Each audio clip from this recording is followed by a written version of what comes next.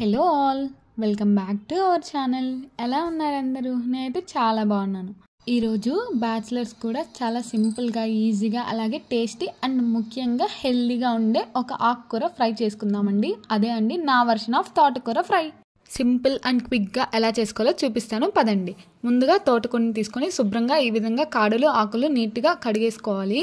ఇప్పుడు ఆకుకూరని మనం శుభ్రంగా కడుక్కున్నాం కదా, దాన్ని వేసేసుకొని పొయ్యి మీద పెట్టేసి కొద్దిగా వాటర్ యాడ్ చేయండి. అంటే అది కొద్దిగా మునిగేలాగా వేసేసుకొని కొద్దిగా ఉప్పు వేసేసుకొని మంచిగా ఉడికించుకోండి.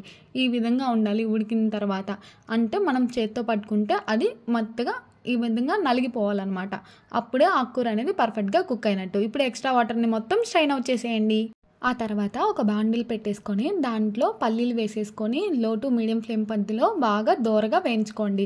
ఇవి వేగిన తర్వాత పక్కకు తీసేసుకొని అదే ప్యాన్లో 4 నుంచి 5 ఎండుమిర్చి వేసేసుకొని బాగా దోరగా వేయించేసుకోండి.